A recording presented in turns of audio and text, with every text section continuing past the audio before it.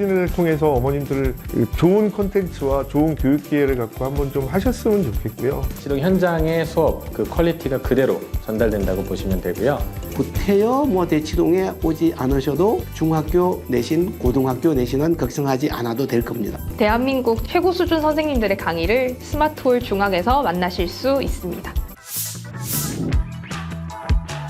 그래서 대귀대명사를 쓸 건데 완성해놓고 나서 보니까 이 enjoyed themselves 무슨 뜻이었죠? 즐기다. 그렇죠. X축에 대해서 대칭 이동을 하면 누구의 부호가 바뀐다?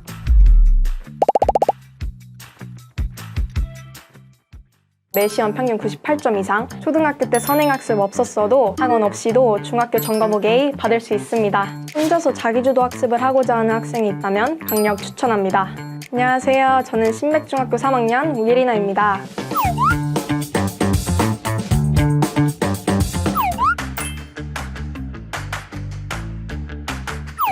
제 꿈이 의사인데요. 1학년 때 담임 선생님께서 의사가 되고 싶으면 공부를 정말 많이 해야 한다고 하셨어요. 학원을 다니고 싶지 않은데 혼자서 공부했을 때 부담감이 있어서 고민 중이었어요. 중학교 1학년 끝날 쯤 엄마가 먼저 스마트홀 중학을 추천해 주셨고 저도 전과목 학습이 가능하고 개념 강의, 시험 특강, 대치동 학원 강의까지 있는 스마트홀 중학이 마음에 들어 선택하게 되었습니다.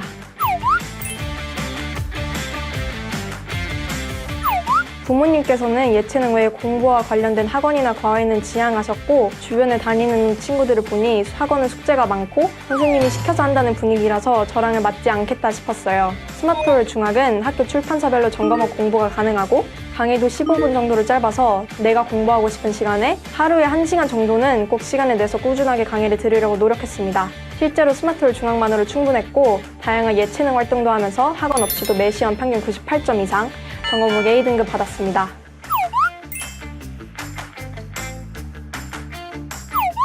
제가 초등학교 2학년부터 6학년 때까지 독일에서 살았어요. 한국 공부에 대한 감이 전혀 없었던 상태라 전과목 모두 스마트홀 중학의 도움을 많이 받았습니다. 그중에 특히 수학이랑 역사 강의가 많은 도움이 되었어요. 수학은 학원처럼 단계별, 수준별로 강의가 구성되어 있어서 좋았어요. 대치탑 깊은 생각 학원 강의를 자주 들었는데 덕분에 어려운 문제에도 자신감이 생겼던 것 같아요.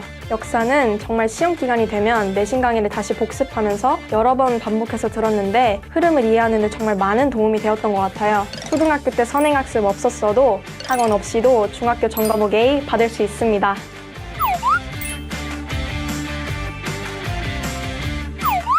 저는 대치동 깊은 생각 황재원 선생님 강의를 좋아합니다.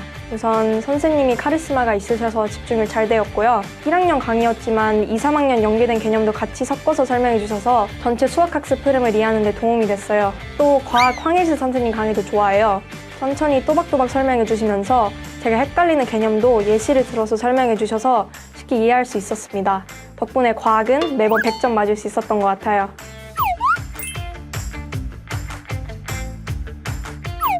혼자서 자기주도 학습을 하고자 하는 학생이 있다면 강력 추천합니다. 전과목 내신진도 강의도 있고 대치동 학원 강의도 있어서 혼자 공부하지만 각 과목당 전문 선생님이 있는 것처럼 성장할 수 있을 것 같아요.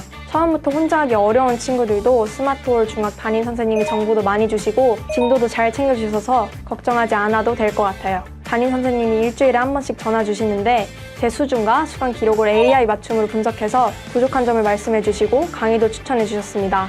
쌤, 항상 응원해 주셔서 감사합니다.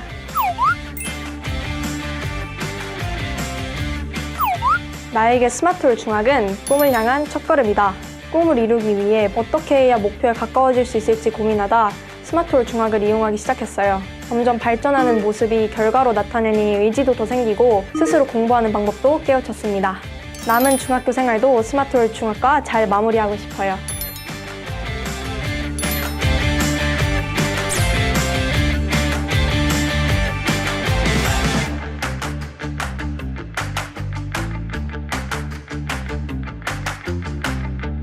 하위권이었던 제 수학 성적을 30점 이상 오르게 만들어준 마법 같은 수업입니다. 스마트홀 덕분에 공부의 재미도 붙고 공부할 맛이 나는 것 같아요. 스마트 중학은 최고예요. 안녕하세요. 국제사회복지사를 꿈꾸는 서울국제고등학교 합격생 엄승원입니다.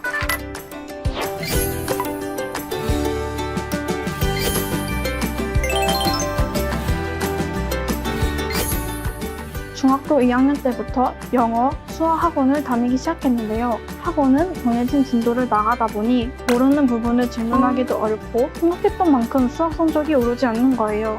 그래서 엄마가 전과부 인관과 스카이 선생님의 1대1 과외를 한 번에 받을 수 있는 스마트홀 중학을 추천해 주셨습니다. 직접 체험해본 결과 학원을 다니지 않는 국어, 사회, 과학도 공부할 수 있어서 스마트홀 중학을 시작하게 되었습니다. 또한 가장 고민이었던 수학은 1대1 과외까지 함께 받으니 90점대였던 수학 성적이 50점대까지 올라서 매우 만족하고 있습니다. 스마트홀 덕분에 공부의 재미도 붙고 공부할 맛이 나는 것 같아요.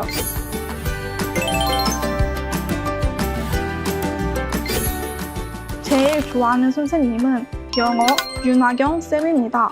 윤하경 쌤께서 설명을 되게 재미있게 잘 해주셔서 따분한 문법 개념들도 하나도 지루하지 않고 이해가 쏙쏙 잘 되더라고요. 그리고 저의 최애 서비스는 영어 도서관이에요. 영어 도서를 읽으면서 독해 실력을 기를 수 있고 지문도 읽어줘서 듣기와 쉐도잉 훈련에도 많은 도움이 된답니다.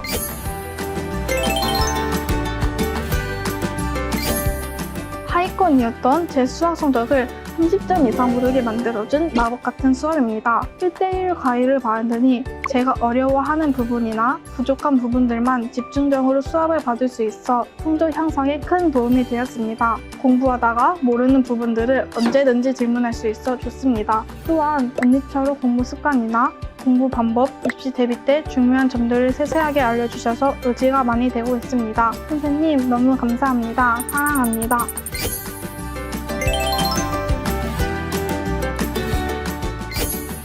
먼저 국제고 진학의 필수인 성적 향상이라고 생각합니다. 스마트홀 중학으로 시험 대비를 할 수 있었고 특히 수학의 경우 월특 과외로 가장 큰 성적 향상을 이룰 수 있었습니다. 다음으로 저는 문학도서관으로 매달 꾸준히 한 권 이상 책을 읽고 대치동 A4 논술 학원 강의를 들으며 저의 생각과 의견을 논리적으로 표현하는 다양한 방법들을 익힐 수 있었습니다. 덕분에 국제고 입학 면접의 질문들을 막힘없이 술술 답변할 수 있었고 합격까지 이룰 수 있었던 것 같습니다. 뿐만 아니라 롤대과의 과외 선생님께서 국제고 입시 전형, 준비 방법, 면접 대비 팁 등 많은 노하우들을 아낌없이 전수해 주셨어요. 스마트 중학은 최고예요.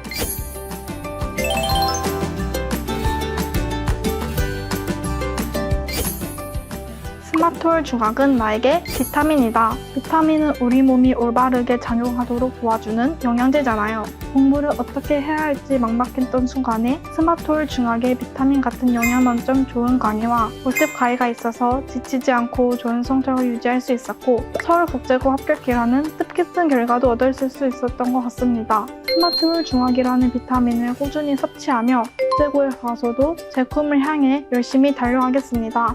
파이팅!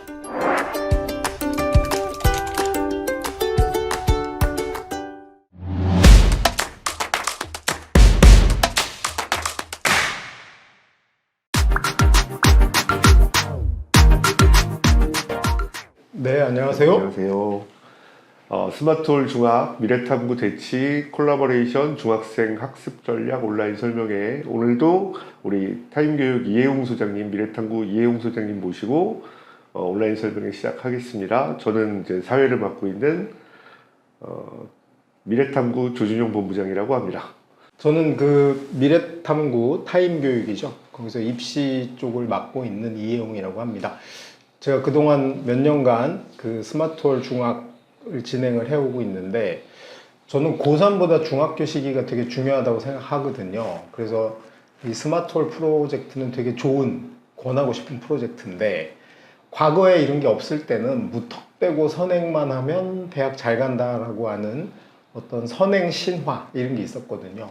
근데 그런 거를 새로운 입시에 맞춰서 전략적으로 어떻게 수립해야 되는지 그걸 자기 수준과 상황에 맞게 제시를 해주고 있는 그 학습 프로그램이잖아요. 자기한테 맞춤형이죠. 똑같이 그 입시 전략도 좀 맞춤형으로 진행해야 된다 이런 생각이 있고, 얘를 중학교 때 잘 잡아두면 사실은 고등학교 가면 그냥 공부만 하면 되거든요. 근데 중학교 때 혼란스러운 입시 상황 전략을 짜게 되면 고등학교 가서 이걸 수정하느라고 오히려 공부하는데 시간을 좀 잘 할애하지 못하는 경우도 있기 때문에 잘 정리해 주는 게 필요한 것 같고 잘 활용하셔서 좋은 전략을 수립했으면 좋겠습니다. 뭐 현재 고등학생들이 의대 정원 확대 때문에 고민이 좀 많은 걸로 알고 있지만 중3들부터는 진짜 걱정인 거죠. 2028부터 일단 대입이 완전히 바뀌니까 대입의 일단 키워드 3개는 고교학점제, 그 다음에 9등급에서 내신 5등급제로 바뀌는 거, 그 다음에 마지막에 이제 수능 과목 축소 또는 변경이라고 얘기할 수 있겠습니다. 그래서 지금부터 하나하나 우리 이해용 소장님 모시고 설명이 진행해 나가겠습니다. 자, 일단 첫 번째 화두를 내신 5등급 플러스 통합 수능으로 주셨습니다. 자, 우리 아이 공부는 어떻게? 자, 저기 2개만 기억하시면 될 것 같아요. 내신이 원래 9등급이었죠. 우리 학부모님들 세대는 아마 15등급이었을 것 같은데 기억나실지 모르겠죠. 아마 애써 잊고 싶겠지만 옛날 성적표 한번 여고 시절 아니면 고등학교 시절 성적표를 뒤져보시면 성적표가 아마 15등급으로 나온 분들도 계실 거예요. 그 전 세대에는 등수가 다 나왔습니다. 그래서 전교 몇 등 이런 게 나왔는데 그 사회가 선진국으로 가면 아이들의 성적을 자꾸 가리는 거예요. 이게 아이들 인권에 맞는 거잖아요. 그래서 전 세계적으로 내신을 상대평가하는 나라는 후진국밖에 없습니다. 대표적인 게 한국, 인도, 중국 이런 나라들은 아직도 아이들 성적을 등급으로 보여주고 영국, 미국, 프랑스, 독일 모든 나라들의 내신 성적은 절대평가입니다. 그냥 A, B, C 이렇게 나오는 게 정상인데 우리나라가 이제 그 마지막 단계에 있는 거죠. 9등급만 해도 1등급과 3등급의 격차가 무지하게 컸고 아이들끼리 이게 경쟁 심리를 유도하는 게 있었는데 5등급이 되면 굉장히 그게 줄어드는 거죠. 이제 그런 과정에 있다고 보시면 될 것 같아요. 그 다음에 이제 통합수능. 통합수능은 통합이란 말에 포인트가 있는 거죠. 지금까지는 학부모님들 세대도 마찬가지였을 텐데 수능하면은 문과, 이과, 심지어 옛날에 예체능이 따로 있었죠. 문과, 이과, 예체능. 근데 이게 없어지고 그냥 한국에 태어난 모든 고3은 똑같은 시험을 본다. 그래서 수능이 한 가지 종류로 통합됐다. 그런 의미로 이해하시면 될 것 같아요.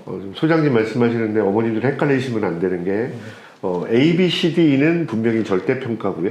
이제 고등학교 올라가서 부르는 내신 5등급은 1등급이 10%, 2등급이 34% 이렇게 올라가는 전혀 다른 등급이라고 생각하시면 될 것 같습니다. 자, 상대평가고요. 네. 이제 자세하게 한번 넘어가 보겠습니다. 자, 요거는 좀 우리가 검토해 볼 필요가 있는데 1등급이 10%까지예요. 그러니까 보통 우리 한 해에 태어난 애들이 40만 명 정도 되거든요. 근데 그 중에 10만 명 정도가 대학 입시랑 무관한 삶을 살아요. 우리가 고1 됐을 때 40만 명이 한 30만 명 정도로 줄어들거든요. 그러면 1등급은 한 3만 명 정도 되는 거죠. 그거를 대학 모집 인원 순서대로 쭉 해보면 의치 한 약수, 의학 계열이 한 10,000명 가까이 되고 서울대, 연대, 고대가 10,000명, 12,000명 정도 되고 서성, 한, 중경외시, 2까지 가면 대충 3만 명 정도 됩니다. 그래서 1등급은 어떤 여기 우리가 그래도 명문대라고 할 만한 데는 무조건 갈만하다라는 구조가 되는 거고 이게 이제 중학생 되면 우리 내신 시험 보니까 보통 한 반에 25명에서 30명 사이 강남 가면 40명짜리도 있긴 하지만 어쨌든 평균적으로 한 30명 전후라고 보면 반에서 1, 2, 3등이 10%에 해당되는 거죠. 이 전교 200명짜리 학교에서는 20등까지가 1등급에 해당된다라고 해석을 하시면 될 것 같아요. 2등급은 10.1%에서 34%입니다. 여기가 문제예요. 가장 요 바뀐 내신에서 문제가 되는 게 2등급인데 2등급의 범위가 너무 넓어. 그러니까 10% 아깝게 2등급 된 애도 있는 반면에 34%면 정말 중위권 수준이라고 봐야 되거든요. 그러니까 대학들도 여기서 고민이 많을 겁니다. 2등급짜리를 만나는 순간 얘가 10% 2등급인지 34% 2등급인지 판단할 근거가 없어. 그러다 보니 1등급과 2등급의 격차가 굉장히 벌어질 가능성이 높죠. 그래서 2등급은 건동, 홍숙 우리가 뭐 쉽게 부르면 거기부터 뭐 인하대, 아주대나 경북대, 부산대처럼 지방의 거점 국립대 정도까지를 아우르는 범주에 해당이 되는 거죠. 그러다 보니까 대학 입장에서도 1등급 잘 나가다가 2자가 하나만 껴도 이거 어떻게 해석해야 되지? 이런 고민이 많을 확률이 굉장히 높습니다. 그리고 반에서도 4등에서 10등까지예요. 우리 중학교 반으로 치면은 4등까지는 그래도 왠지 공부 좀 할 것 같아 보이는데 10등. 그럼 아직은 공부할 생각이 좀 없나? 이런 정도의 레인지가 넓다 보니까 이게 고민이고 3등급은 오히려 34.1%에서 66까지니까 실제로 대충 공부 많이 안 하는 애들인갑다 이런 거 해석하고 넘어가면 돼. 그래서 제일 지금 게으르긴 곤란한 성적대가 5등급 내신이 되면은 2등급이 될 확률이 굉장히 높습니다. 정말 애매한 거지. 그래서 어떻게든 2등급은 피해야 된다. 그게 사실은 5등급제 내신에서 핵심인 것 같아요. 그래서 중학교 성적으로 우린 고등학교 성적을 확인해야 됩니다. 근데 보통 중학교 엄마들은 우리 애가 공부를 잘하냐 못하냐를 학원에 의존해서 판단하는 경향이 강해요. 예를 들어서 내가 어느 학원에서 제일 높은 반이야. 그럼 왠지 공부 잘하는 것 같아. 아니면 학원 시험 잘 보면 공부 잘하는 것 같아. 아닙니다. 공식 시험을 잘 봐야 됩니다. 학원 가서 맨날 자고 깽판 치고 막 밀려 쓰고 그러더라도 학교 시험만 1등 하면 돼. 그래서 중학교부터 아이들 머릿속에 뭘 강하게 인식시켜줘야 되냐면 비공식 시험은 망해도 되지만 공식 시험은 무조건 잘 봐야 된다. 그래서 학교 시험에 대한 긴장감을 굉장히 갖도록 해줘야 됩니다. 특히 중1들은 2학기 때 이제 첫 시험 보잖아요. 특히 기말만 보는 학교들 많더라고요. 목숨 걸고 봐야 된다. 중1의 기말고사 성적 하나가 고3까지 나의 내신을 좌우할 확률이 굉장히 높죠. 첫 시험 잘 본 친구들은 그걸 지키려고 하는 완강성이 있는데 첫 시험을 망하면 계속 어떤 걸로 자기 합리화를 하냐면 난 어려운 문제 잘 푸니까 괜찮아. 대학은 못 가. 그거 꼭 명심하시고요. 그 다음에 중학교 1학년, 2학년 시험을 통해서 시험을 잘 보는 요령을 습득해야 됩니다. 근데 요령이란 건 두 가지예요. 하나가 시간 내에 푸는 게 되게 중요해. 그 다음에 시험 공부하는 요령을 익히기 위해서 내가 볼 시험이 어떤 구조를 갖고 있는지 잘 이해를 해야 됩니다. 그래서 그러니까 시험의 구조는 50분에 몇 문제고 서술형이 몇 개고 단답형이 몇 개고 난이도가 어느 정도고 현재 내 실력으로는 몇 점 정도 가능하냐 이 정도를 끊임없이 연습을 좀 해볼 필요가 있는 거고요. 그 다음에 아는 거 틀렸을 때는 잠이 안 와야 됩니다. 모르는 건 틀려도 상관이 없어요. 왜? 다른 아이들도 틀릴 가능성이 굉장히 높은데 다른 애는 다 맞는데 나 혼자 틀리면 2배로 손해보는 거예요. 그래서 철저하게 명심하셔야 되고 그 다음에 한 문제의 소중함을 깨달아야 된다. 중학교 문제가 쉽잖아요. 그러다 보니까 아이들이 자꾸 학원 문제 어려운 것을 선호하는 경향을 보일 수도 있어. 아직 어리기 때문에. 근데 고등학생이 되면은 현실적으로 자기네 학교 시험에 안 나오는 문제, 어려운 문제를 갖다 주고 공부하라 그래도 아무도 하지 않거든요. 이제 그런 측면에서 내가 볼 공식적 시험하고 작지만 한 문제가 얼마나 소중한지를 중학교 때부터 체득하지 않으면 나중에 가서 손해볼 확률이 굉장히 높다는 겁니다. 그런 면에서 요 중학교 성적 관리가 굉장히 중요하다는 거 꼭 알았으면 좋겠어요. 뭐 내신의 추세 같은 경우에는 우리 소장님께서 말씀하시는 게 저는 맞다라고 생각하지만 또 다른 견해를 가지고 있으신 분도 있겠지만 쉬운 문제를 틀리지 않아야 되는 건 누구나 공감하는 사실인 것 같아요. 그러니까 중고등학교 내신에서는 사실은 역배점이라는 것도 있잖아요. 쉬운 문제에 높은 배점이 들어가는 경우도 있는데 수능은 아무리 어렵고 아무리 쉬워도 결국은 4점. 그럼 결국은 수학 같은 경우는 얘기를 한 겁니다. 4점짜리에서 아무리 어려운 문제를 잘 풀어도 4점이고요. 힐러를 잘 풀어도 4점이고 쉬운 4점을 잘 풀어도 4점입니다. 똑같은 4점이거든요. 거기에는 점수에 고하가 없는 거죠. 그런 말씀의 시작이라고 저는 생각을 합니다. 그래서 중학교 때부터 쉬운 문제 틀리지 않는 연습은 정말 중요하다고 생각해요. 그러니까 어려운 문제가 대세일 때는 쉬운 문제 틀리고 어려운 문제를 많이 맞추는 게 저는 성공하는 내신의 지름길. 그건 한 20-30년 전 우리 내신 때고요. 지금은 정말 쉬운 문제 한 문제가 되게 중요하다는 말씀 꼭 머릿속에 새기고 가셨으면 좋겠습니다. 자, 이제 다음 파트 넘어갈게요. 이게 굉장히 중요한 멘트인데 내신은 5등급제로 바뀌었지만 수능은 여전히 9등급제로 볼 거다. 그러니까 여러분이 대학교 입학 사정관이 됐다고 쳐보세요. 그럼 어떤 아이들의 성적을 받았어요. 근데 내신도 1등급이고 수능도 1등급이야.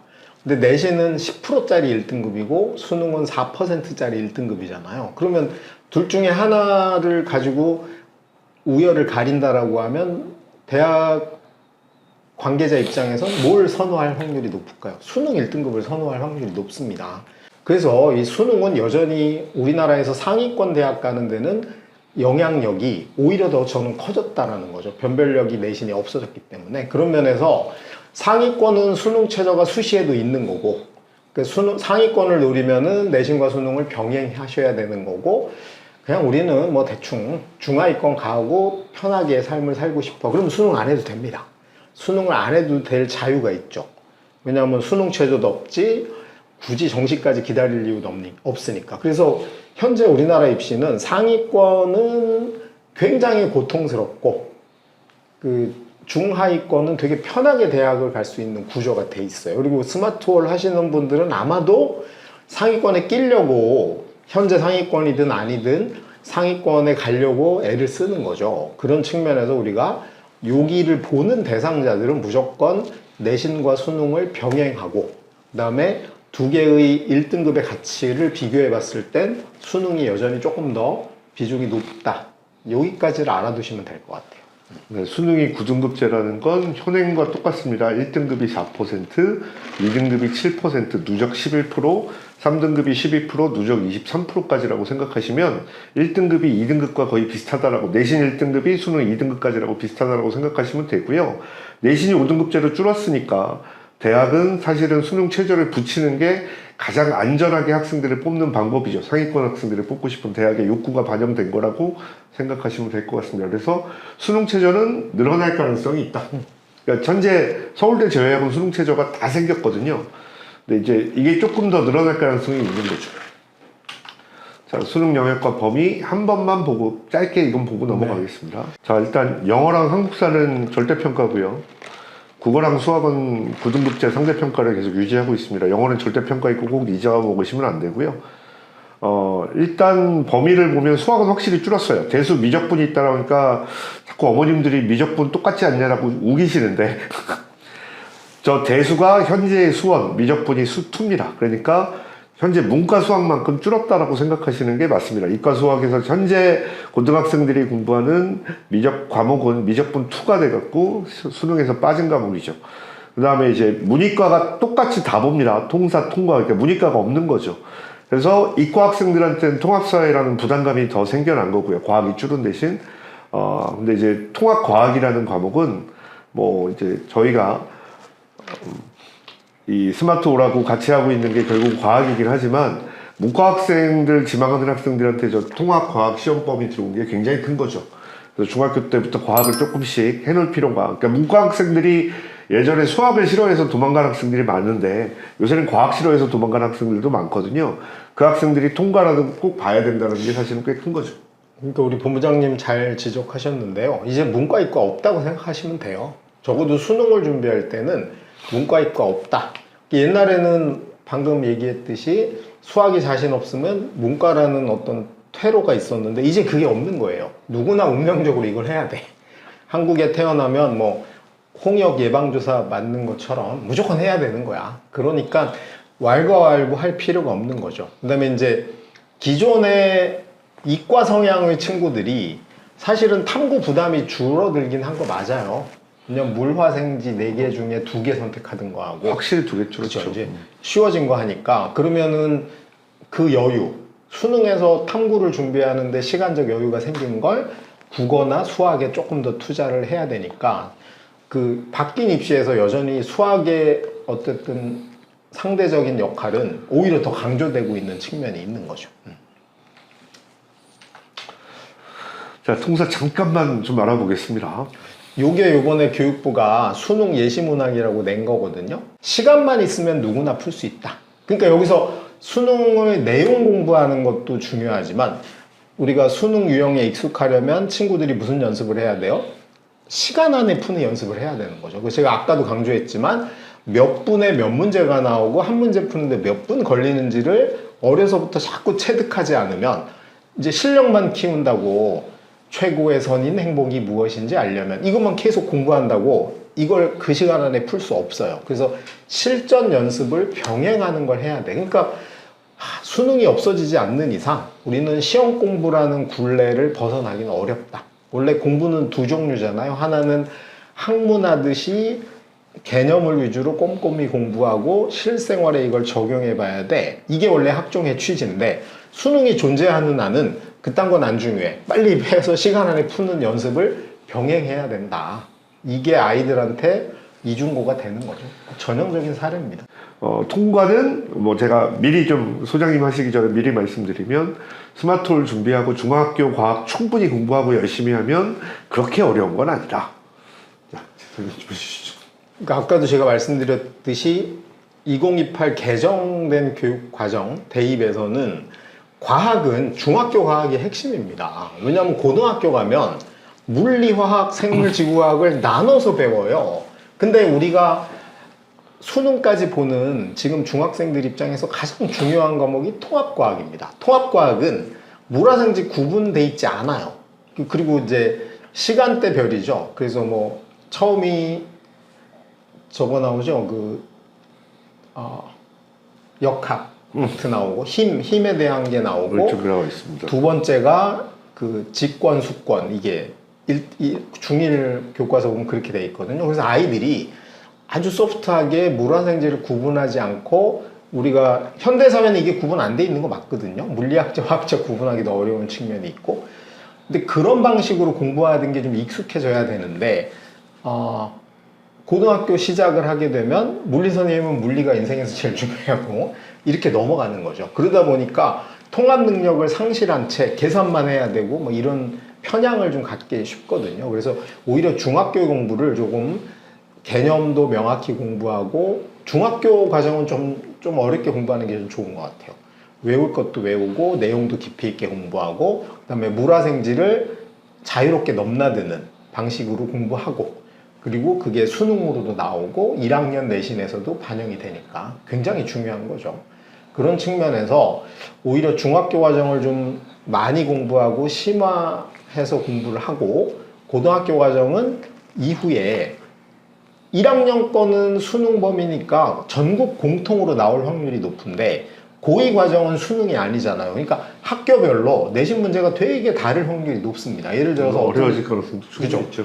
서술형으로 확 바뀔 수도 있고 그 다음에 선생님 성향에 따라 어떤 물리 선생님은 양자역학이나 전자기는 고등학교에서 배우기 힘드니까 우리는 역학 위주로 공부하자라고 할 수도 있어요. 실제로 되게 다양하게 운영이 되기 때문에 굳이 미리 선행해가지고 자기는 4단원 전체를 다 공부해놨는데 우리 학교에서는 1단원 위주로 내신이 나와 이런 손해를 볼 필요가 없다는 거죠. 그런 면에서 공통된 부분을 조금 더 많이 하는 게 과학 선행이나 고등학교를 대비하는 거에서는 굉장히 유용한 측면이 있습니다. 그리고 문제는 실제로 중학교 과학을 충실히 한 애들은 절대로 문제 자체가 어려워서 못 풀진 않는다. 그러니까 이제 사실은 저는 이제 과학이라는 말이 사실은 사이언스잖아요. 영어로 이제 스키라라는 그 그리스어에서 나온 단어인데 과학 자체가 구분하다는 뜻에서 그리스어의 어원에서 출발을 한다라거든요. 그러니까 물리화학, 생명, 지구과학이 사실은 나눠져 있는 나눌 과목과자예요. 근데 저거를 통합한다는 건 사실은 말이 안 되는 거죠. 그러니까 통합과학이라는 말 자체가 없어지고 뭐 새로운 게 하나가 들어 나오든가. 이제 자연과학 자체는 사실은 과학이 이미 나눠져 있는 걸로 구분을 해놨기 때문에 저는 사실은 통과 문제가 어떻게 나올지 굉장히 궁금했었거든요. 근데 이제 문제를 봤더니 지역적인 문제가 한 2문제 정도, 그 다음에 물리, 화학, 생명으로 각각 나온 문제가 예시문항 중에 또 한 2문제씩. 그 다음에 이제 융합이라고 부를 수 있는 문제는 1문제 정도밖에 나오지 않았어요. 융합이라고 부르는 문제가 이제 저는 시간이 좀 지나가면 지나갈수록 문제는 조금 더 이뻐질 거라고 생각을 합니다. 사실은 이제 에너지 같은 경우에는 뭐 물리랑 화학이랑 생명이랑 지구과학이 다 들어갈 수 있으니까 통합적인 문제가 될 수 있는데 나머지 배우는 사실은 자연과학을 통합으로 어떻게 나올지는 사실은 걱정도 되게 많이 했거든요. 기대도 많이 했는데 뭐 아직까지는 예전의 통합과학 문제에서 그렇게 완전히 발전되지는 않았다. 그러니까 어쨌든 우리가 걱정했던 게 그거잖아요. 뭐 저 보기에 아니 가나다 제시문에 가가 물리, 나가 화학, 뭐 이렇게 가가 나와야 생물 되는데 이렇게 나올 줄 알았는데 지금 오른쪽에 보면 확실하게 물리인 네. 거죠. 예, 그래서 그런 식의 짬뽕은 없었다는 거고. 네. 그런 것들이 현재까지는 현재 대학에서 통합과학 전공인을 하고 있는 데가 사실은 이제 이화여대 하나밖에 없거든요. 그런 것들이 이제 문제가 될 수 있죠. 자, 전체적인 대입의 구조 결론 성적입니다. 자, 자세히 들어가죠. 근데 저는 우리나라 대학 입시를 크게 보면 4개로 나누는데 하나 서울대, 이 잘나신 서울대는 별도로 있고요. 그 다음이 이과가 있고요. 그래서 이 자연과학대, 공대 위주로 돼 있는 이과가 있고, 그 다음이 의과대학이 별도로 있고, 그 다음이 문과가 별도로 있다. 이렇게 나눠 보시면 될 것 같아요. 그리고 현재 우리나라에서 학종만을 고집하는 학교는 서울대뿐입니다. 그래서 서울대만 이상한 입시를 운영하고 있는 겁니다. 근데 서울대도 정부 지침에 따라서 학교장 추천은 똑같이 운영을 해요. 저거는 강제로 하라 그랬으니까. 뭐 옛날부터 해왔죠, 네. 사실. 그래서 이제 학교장 추천은 서울대, 연대, 의대, 문과 몽땅 동일합니다. 전교에서 몇 등까지 자격을 주냐만 차이가 있어. 서울대는 현재는 2등까지 주는데 내년부터는 3등도 줄까 고려를 한대. 근데 이거 코미디죠. 왜? 3등 줘봐야 안 돼. 본선에 가서. 그러니까 그게 코미디고, 어차피 1등이 학교장 추천받아서 될 확률이 훨씬 높은 거고 2등 중에 몇 명이 되는 거예요. 그래서 결국은 그 일반고 애들 중에서 학교장 추천받아서 1등이 가는 거야. 그리고 요 1등이 전국에 1만고가 1,700개쯤 되니까 1,700명 중에 500명 뽑거든요. 그러니까 거기서 치고받고 해가지고 500명이 가는 거예요. 요거는 동일해. 근데 서울대가 자랑하는 학종이란 게 저거 사실은 학종이라고 부르면 안 되고 특목고 전형이라고 불러야 됩니다. 그래서 저는 자신 있게 이야기하지만 의대 갈 생각 없고 나는 오로지 서울대만 가고 싶어. 그럼 특목고를 가야 됩니다. 실제 올해죠. 이사학번들 놀림을 많이 받을 거로 예상이 되는데 이사학번들이 학종으로 가는 애들이 1,500명 있어요. 등록한 애들이. 영재학교 출신이 329명으로 22%고 과고 출신이 141명으로 9%고 외고가 13%, 국제고가 4%입니다. 61명. 여기 다 하면 50%가 넘어요. 55%야. 그래서 서울대 가는 방법은 일반고는 가서 1등하는 수밖에 없어요. 왜냐하면 일반고에서 학종으로 간 친구들이 419명, 28%밖에 없습니다. 근데 쟤네도 일반고를 가장한 특목고예요. 좀 이따 실체를 보여드릴게요. 그리고 자공고가 30명밖에 없는 거고요. 자, 이게 서울대 입시 구조인데요. 수시에서 지역균형이라고 있죠. 지역균형. 그래가지고 1단계에서 3배수 뽑아요. 서류 가지고. 서류는 학생부죠. 그리고 2단계 가서 면접 30%를 반영하는데 507명을 뽑고요. 아까 얘기했지만 특목고 0%입니다. 여기는.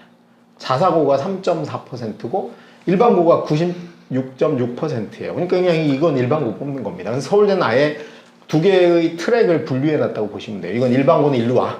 그리고 최저도 3합7밖에 안 해놨어요. 근데 학종 가면, 일반 학종 가면은 2배수밖에 안 뽑아. 이것도 또 문제야. 보통 학종은 면접이 중요하니까 3배수에서 뭐 3.5배수에서 4배수 적어도 4배수는 뽑아야지. 그래야지 애들이 와가지고 자유롭게 경쟁을 해야 되는데 딱 꼴랑 2배수만 뽑아놓고 면접이 50%가 들어갑니다. 그래서 1,491명 뽑는데 특목고가 55%고 자사고 15%고 일반고 딱 30%예요. 최저 없어요. 왜? 특목고 애들 수능 안 해도 올 수 있게 수능 트랙을 없애놓은 거죠. 정시는 뭐 내신이 들어가는 거 일부 있긴 하지만 그냥 수능 잘 보면 가고요. 정시는 일반고 비중이 60%, 70% 정도 됩니다. 그래서 사실은 일반고는 지역균형 아니면 정시로 가는 거고 특목고는 그냥 아무것도 안 하고 특목고 내에서 성적으로 가는 겁니다. 그래서 일반고는 서울대 학종은 잊어버려라. 학교장 추천 못 받으면 서울대 못 간다고 생각하시는 게 속 편하다. 일단 저 지역균형에 대해서 그러니까 저희가 이제 설명회를 할 때 고등학교 어머님들도 많이 헷갈리신 것 같아요. 지역균형이니까 우리나라의 이제 광역시 5개 광역시, 그 다음에 8도 뭐 이렇게 있으니까 각 지방에 골고루 10%씩 나눠줘야 되는 거 아니냐, 이게 아니라 실제로 수도권이 거의 한 60, 경기도까지가 65% 정도가 선발이 되거든요. 저 지역 균형이. 학부모들이 물어보는 거예요. 그래서 고등학교 숫자를 보고 고등학생 숫자를 보면 실제적으로 67% 정도가 경기도에 모여있기 때문에 저 지역 균형 정도는 사실은 그 몰려있는 동네에서 그만큼 애들을 뽑는다라고 생각하시면 됩니다. 그래서 수도권 애들이 67% 나오는 거죠. 저거 우리가 이름을 바꾸고 인구 균형. 네, 뭐 그렇게 인구 균형. 보시는 게 좀 마음 편하다, 이렇게 보시면 될 것 같고, 수능 최저관에도 가장 낮은 편입니다. 왜냐하면 그래도 지방 학생들 중에 굉장히 우수한 학생들 뽑겠다고 많이 높여놓은 건 아니거든요. 자, 요게 이제 특목고는 뭐 우리가 명확히 아니까 자사고를 볼게요. 아까 자사고 15%였잖아요. 자사고가 33개 남아 있습니다. 뭐 딱 본다면 4개가 전국 자사고 6개인데, 일단 이렇게 보면 아까 자사고 전체가 226명 뽑았는데 여기 있는 10개 학교가 125명, 반 가져간 거예요, 반. 그러니까 서울대는 자사고도 학교 이름 보고 뽑는다는데 두 개로 나뉘죠. 그러니까 수시로 서울대를 안 가는 학교가 있고 못 가는 걸까요? 안 가는 걸까요? 안 가거나 못 가는 자사고가 있고 서울대만 주구장창 가는 학교가 있어요. 그쵸. 그러니까 여기도 세 가지 특징이 있죠. 민사고 하나고는 학종파 자사고입니다. 서울대 대비학교 이렇게 그러니까 보는 게 맞고, 서울대를 대비해서 오로지 학종만 시키는, 수능할 필요 없거든. 최저가 없으니까. 그런 학교고, 아니면 이제 공부 잘하는 애들은 유학 간다, 뭐 이러면 생각하면 되고. 그 나머지 이제 서울대를 안 가는지 못 가는지 우리 상상고가 충격이죠. 원래 상상고 하면 학종의 1인자라고 생각하는데 서울대 꼴랑 3명 갔어. 그러니까 휘문고 서울고처럼 저렇게 수시로 서울대를 안 보내는 학교, 못 보내는 학교의 정체는 뭐냐 하면 의대 학교죠. 의대 예비 학교. 이제 그런 측면에서 서울대 입시 구조는 이제 특목고로 확실히 간 거고, 자사고는 취향에 따라 서울대를 갈 수도 있고 안 갈 수도 있다. 그런 취향으로 바뀌었다고 이해를 하셔야 됩니다. 다음번 자료도 보시면 계속 배재, 포철고, 북일고, 충남 삼성고, 대전 대성고, 인천 하늘고, 현대청고, 여기까지가 서울대를 많이 보낸. 그 다음이 문제는 이겁니다. 우리가 아까 일반고가 30% 정도였고 449명이었는데 저 중에 진짜 순수 일반고가 있냐를 찾아볼게요. 낙생고, 분당에 있는 특목고죠. 분당 특지고라고 해야 되나요? 하여튼 특목고. 분당 특목고. 분당에서 뭐 정시 제일 센. 그 다음에 단대국어, 강남 특목고. 대치동 중심에 있죠. 그 다음에 화성고, 저기 경기도 화성시에 있으나 저기는 분당 용인 애들 많이 가는 진짜 비평준화 고등학교죠. 거의 얼마 안 남은 뭐 비평준화. 상문고, 서초 특목고. 한민고는 군인 자녀들과 경기도 지역에서 내신 성적 200점 만점에 196점 이상만 가는 학교예요. 숙명여고 강남 특목고, 영동고 강남 특목고, 중산고 강남 특목고, 충북 청원고는 충청북도 최고의 명문고입니다. 자율형 공립고등학교. 대구 경신고 특목고죠. 공주 한일고, 저게 어떻게 일반고야? 자율고. 신성고, 안양 신성고. 대구 대륜고, 파주 운정고, 경기 북부의 비평준화입니다. 여기 일반고, 평범한 일반고는 하나도 없습니다. 학종으로 확실히 가고 싶으면 일반고 가서 1등을 노리거나 아니면 내신이 5등급이 됐든 10%가 됐든 상관없어요. 아니면 특목고 가야 된다. 그리고 자사고도 서울대를 노리면 의대파 아닌 자사고 가시는 게 현명한 방법이다. 그러니까 명확한 것 같습니다. 서울대를 가려면 고등학교 선택은 이렇게 하는 게 맞다. 일반고를 노리면 전교 1등을 해야 된다. 직윤 인원을 늘려준다고 해봐야 3등은 절대 못 간다. 그리고 영재학교를 가면은 가는 것만 중요한 게 아니고 가서 중간 정도는 해야 됩니다. 그리고 과고는 확실히 상위권 안에 들어야 되고 외고는 30% 안에는 들어야지 그것도 어문 계열로 서울대 갈 수 있고, 자사고나 학군 지역은 정시를 선호하는 경향이 강해지고 있다. 얘를 판단해. 그러니까 자사고나 학군 지역의 일반고를 가는 경우는 정시까지를 염두에 두고, 솔직히 서울대 가기에는 정시가 저는 더 개인적으로 쉽다고 보이거든요. 이제 의대를 빼고 가는 거니까 그런 측면에서 확실하게 성적을 명확히 1등급을 내신 1에 수능 1이면 서울대를 못 갈 리는 없다. 자명한 것 같습니다. 중학교 때 문과를 선호하는 학생들은 저는 외고 쪽으로 가는 게 사실은 서울대를 가는데 가장 좋다라고 생각은 합니다. 자, 넘어갈게요. 자, 의대입니다. 어머님들 관심 있으신.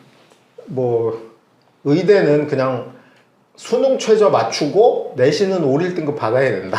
저기서 이제 수능 최저가 붙어야 애들을 구분할 수 있는 건데 수능 최저를 가만히 이렇게 보면 어려운 순서대로 쓰신 게 아니고요. 제일 어려운 건 4합 5. 4과목 다 들어가야 되는 거니까. 그 다음에 3합 4 정도가 어렵겠죠? 3합 3. 3합 3. 아니 근데 저는 개인적으로는 이게 어려운 순서라고 제가 생각한 거예요. 이유가 뭐냐면 4합이 들어가야 4합 6 맞추기가 더 힘들다. 과탐 때문에? 그러니까 왜냐하면 이제 얘네들부터는 과탐이 통합으로 바뀌었다 쳐도 보통 4과목 다 잘하는 경우가 많지 않아요. 예를 들어서 영재고하고 준비하느라고 국어 영어를 좀 등한시했던 친구들은 국어 3등급 나오면 나머지 1등급 찍어도 1113은 4합 7이야. 그래서 오히려 4합이 좀 저는 어렵다 느껴서 그런 건데 여기 보시면 알겠지만 의대하면은 기준선이 저는 3합 4인 것 같아요. 3합 4가 최소한의 기준인데 저걸 맞추고 내신이 5, 1등급을 받아야지 되는 거죠. 그러니까 서울대랑 명확히 다르죠. 서울대 하면서 우리가 수능 얘기한 적이 없잖아. 그러니까 서울대는 수능을 무시하는 학교입니다. 그래서 서울대를 준비하는 친구가 의대와 서울대를 동시에 준비한다. 이거 저는 불가능하다고 생각합니다. 왜냐하면 서울대를 준비하는 순간 수능은 뒷전으로 밀리는 겁니다. 항상 내신하고 그 다음에 학종해야 돼. 그리고 시간 나오면 수능을 해야 되는 건데 의대 가는 건 이걸 바꿔야 되는 겁니다. 1순위가 수능을 먼저 대비하고 내신은 내신 기간에 1등급을 챙기고 그리고도 시간이 나오면 비교과라든가 나머지 신경을 써야 되는 거니까 의대 입시는 서울대하고는 거의 반대야. 상극이다. 그래서 둘 다 하는 건 저는 안 된다고 봅니다. 냉정하게. 미래탐구 설명할 때마다 이제 소장님만 나오시면 되는데 저는 왜 나오냐 이러고 사람들이 많이 물어보더라고요. 이제 사실은 제가 그 화학을 전공하기도 했고 좀 수능으로 화학을 가르쳤던 강사기도 한데요. 이 과학이라는 과목이 지역 편차가 굉장히 심합니다. 그리고 과학 강사들이 되게 나쁜 게 지방에는 없어요. 거의. 아니 그래도 이 지금 통합과학이 있고 통합사회로 바뀌었기 때문에 그나마 좀 쉬워질 거라는 얘기고 사실은 현재 애들이 수능 최저를 제일 못 맞추는 가장 극악의 난이도는 사실은 현재 고등학생까지는 과학인 거죠. 자, 넘어가겠습니다. 그래서 이 지역인재는 예를 한번 들어볼게요. 지역인재 의대 얘기하는 겁니다. 그러니까 이게 저기 지금까지는 수도권 친구인데 의대는 두 개로 나뉘어야 돼요. 지역인재가 있기 때문에. 이게 이제 대구 경북 지역인데 대구 경북 지역은 솔직히 의대 가는 게 서울대 가는 것보다 훨씬 이제 쉬워졌습니다. 그러니까 원래대로 하면 의대 가는 게 어려워. 근데 지역인재가 있는 지역의 학생들은 서울대 가는 게 쉬워졌습니다. 왜냐하면 여기 보시면 알지만 지역인재 교과 전형이 183명이고 지역인재 학종이 140명이잖아요. 두 개만 합해도 323명이죠. 그 대구 경북 지역 전체에서 서울대를 300명 넘게 못 가요. 못 가죠. 그래서 서울대 가는 것보다는 지역인재로 의대 가는 게 쉬워진 겁니다. 그래서 저는 지방 학생들은 그냥 의대 가는 게 훨씬 편하기 때문에 의대를 가려고 하는 경향도 있다고 봐요. 일단 이 인원수가 유지된다는 하에서 말씀드리는 거예요. 그거는 넘어갈게요. 변수가 없기 때문에. 근데 잠깐 하고 싶은 얘기가 뭐냐면 여기도 다 3합 4, 3합, 4합 5 걸려 있죠. 그러니까 결국은 지역인재의 당락은 뭐 의대는 뭐가 될지 무조건 수능이 결정한다. 의대 가고 싶은 학생은 고등학교를 어디 가냐 이런 거 다 떠나서 수능으로 3합 4가 되냐부터 체크를 해야 되는 게 기본이다. 내신이 아무리 좋아도 수능 최저 못 맞추면 떨어뜨립니다. 그러면 이제 모자르는 사람은 어디서 뽑냐? 중학교 어머님들 물어보시는데 수시에서 뽑는 게 아니고 정시를 이월시켜 버리면 돼요.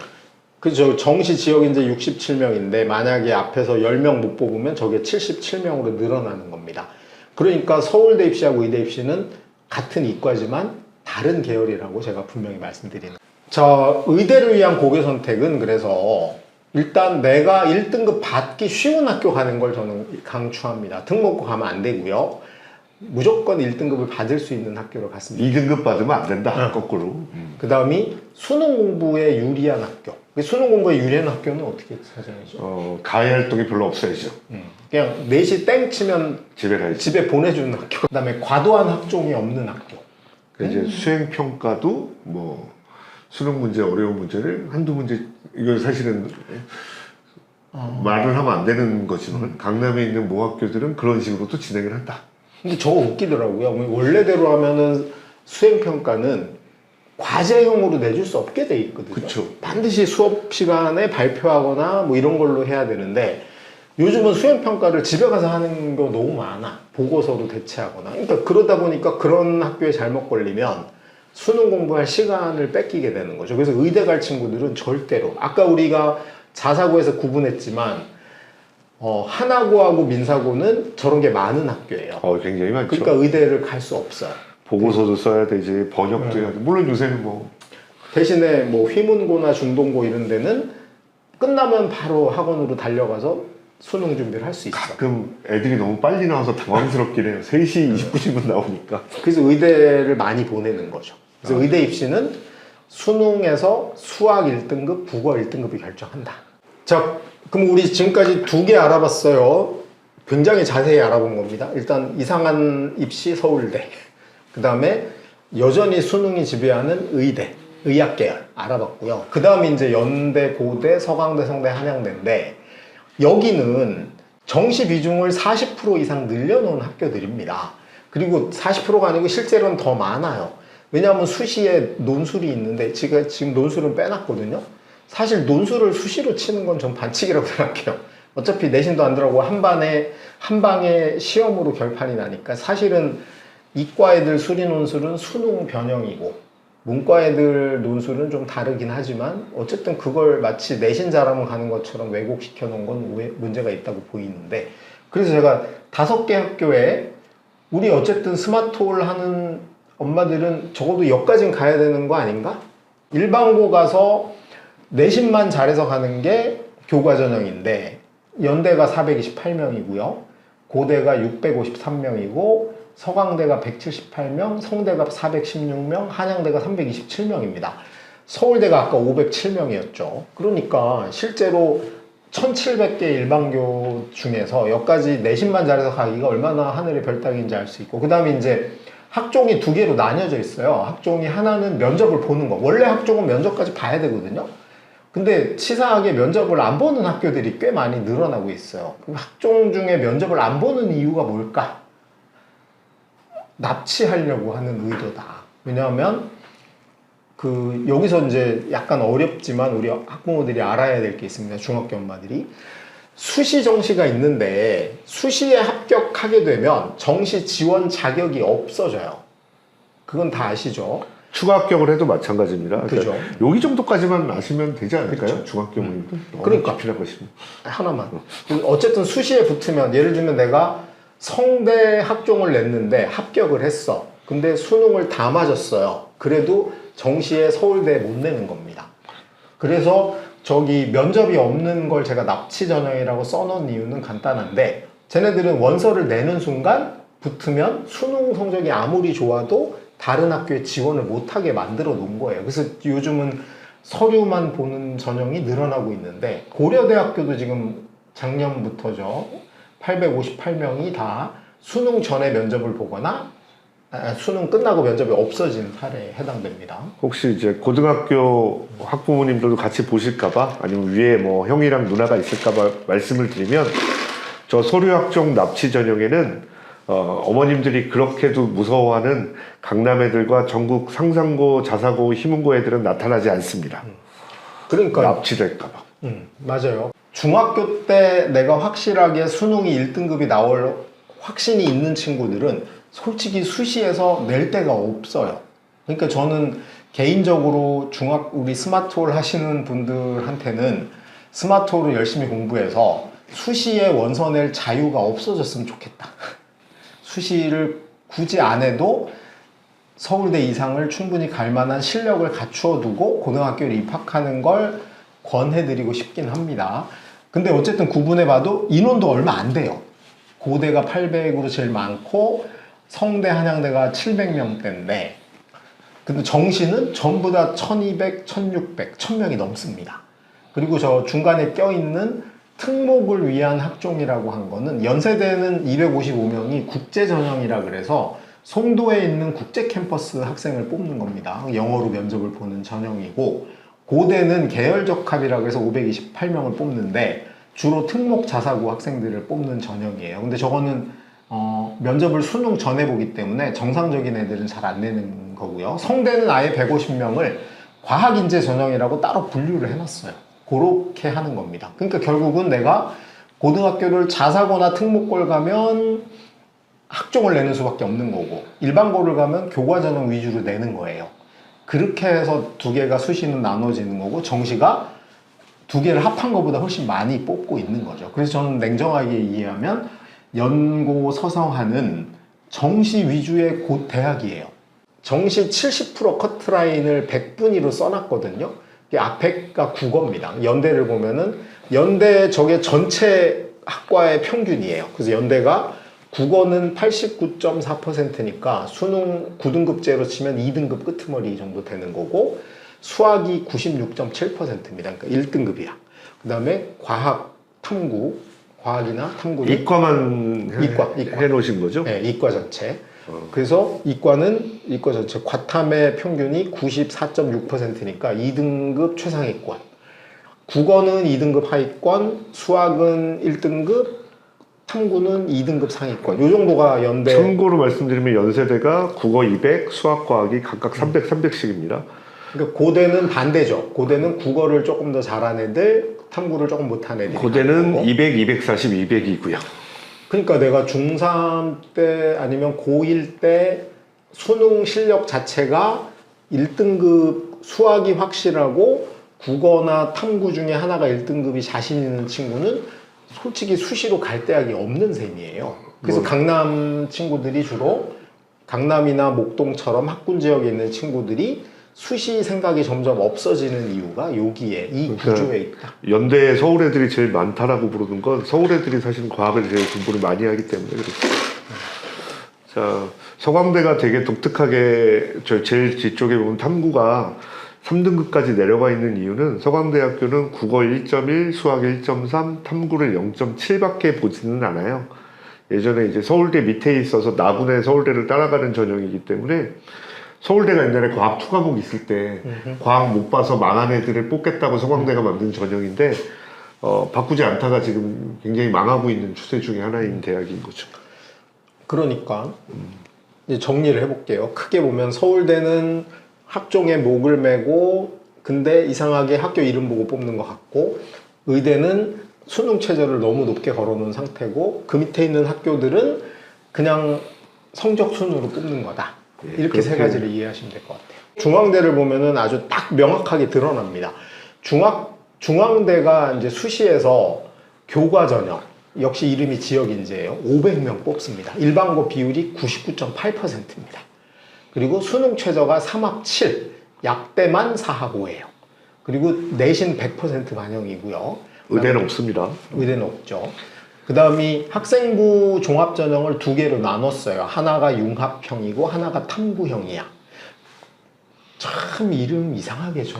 옛날에 융합형이 이제 다빈치 전형이라고 그래서 이 학교가 이제 다빈치 뭐 이러면서 되게 좀 그 레오나르도 다빈치를 하면서 전체 오각형 인간을 다 맞추는 게 이제 융합형이라고 그러면서 다 잘하는 애들. 그다음에 탐구형은 특별히 수학과학만 잘하는 애들. 뭐 이런 식으로 구분을 하긴 했죠. 처음에는.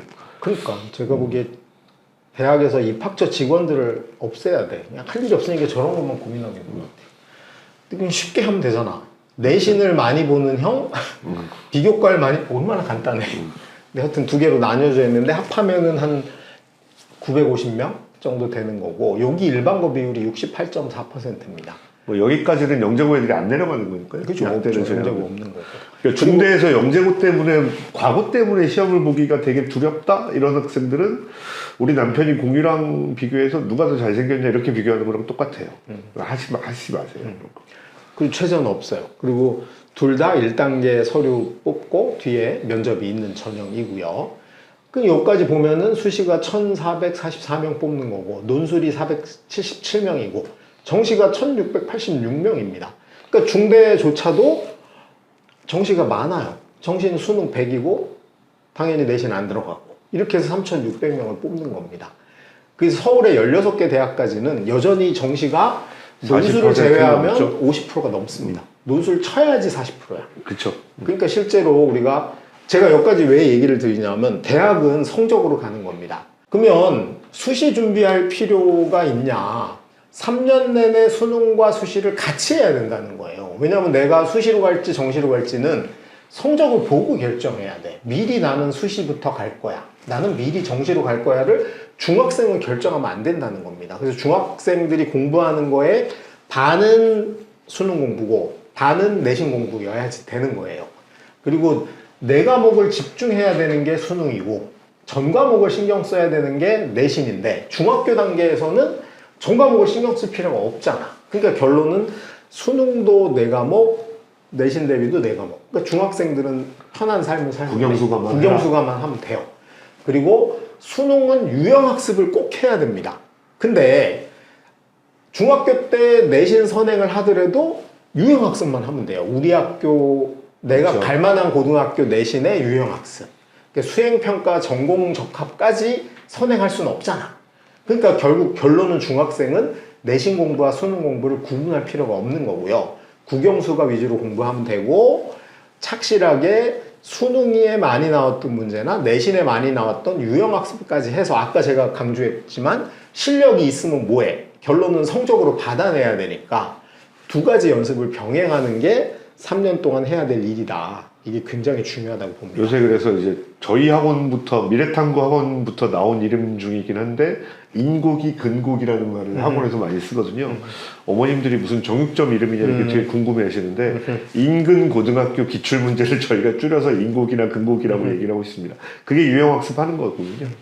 공부로 중학생 자녀와 실랑이 하고 계신 학부모님들은 주목해주세요. 시험 성적이 무려 30점이나 올랐답니다. 안녕하세요. 서울국제고등학교 합격생 엄승원의 엄마 안미경입니다.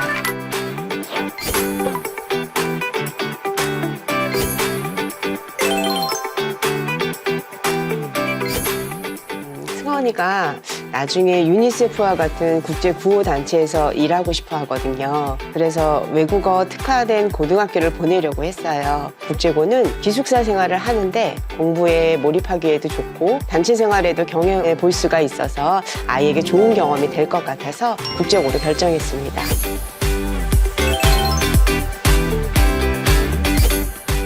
승원이가 1학년까지는 혼자 공부하다가 2학년 때부터 영어 수학 학원을 다녔거든요. 그런데 학원을 다녀도 수학은 성적이 안 오르는 것 같더라고요. 아이가 조용한 성향이라 어렵거나 모르는 문제도 잘 물어보지 못하고 그냥 넘어가는 것 좀 같더라고요. 그러던 중 우연히 스마트홀 중학은 전과목 인강과 함께 스카이 선생님의 1:1 과외까지 받을 수 있다는 것을 알게 되었고요. 바로 신청하게 되었습니다.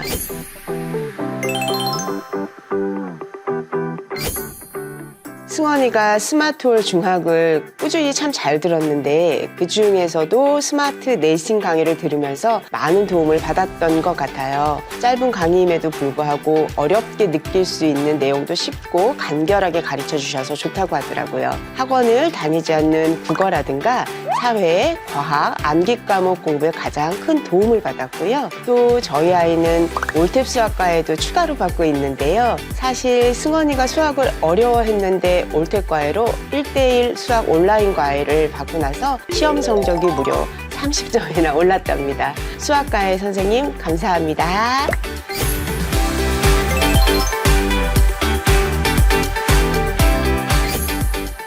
먼저 공부에 대한 자신감입니다. 가장 어려웠던 수학 성적이 90점대까지 오르고 나니 수학에 관심과 흥미를 갖게 되고 재미있어 하더라고요. 다음으로 대치동의 에이프로 학원의 독서 논술 강의들과 문학도서관으로 많은 책들을 읽은 것이 큰 도움이 된 것 같아요. 승원이에게 물어보니 국제고 자기소개서 쓸 때나 면접 준비할 때 도서 관련 질문들이 있는데 스마트홀 중학 덕분에 자신 있게 대답할 수 있어서 아주 유용했다고 하네요.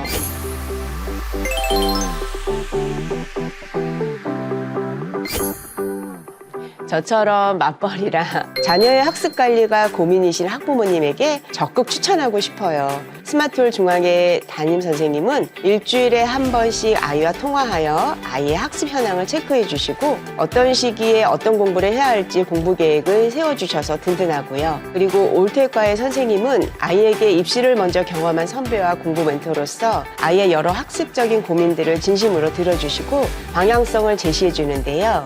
별도의 비싼 학습 컨설팅은 필요 없습니다. 스카이 선생님이라는 명문대생에게 학습 컨설팅을 받는 거잖아요. 공부로 중학생 자녀와 실랑이 하고 계신 학부모님들은 주목해주세요. 자녀에게 스마트홀 중학이라는 런닝메이트를 선물해주세요.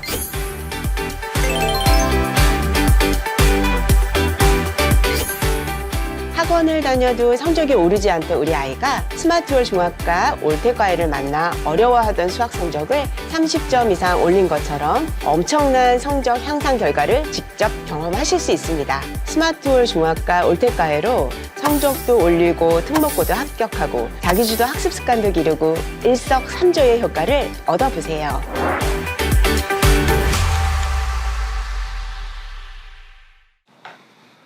그 다음에 강남 엄마 따라하기를 전 권장하고 싶어요. 이게 왜냐하면 아까 뭐라 그랬죠? 측은지심 없어. 강남 엄마들은 측은지심이 없어요. 없죠. 그리고 내가 확인한 것만 믿어.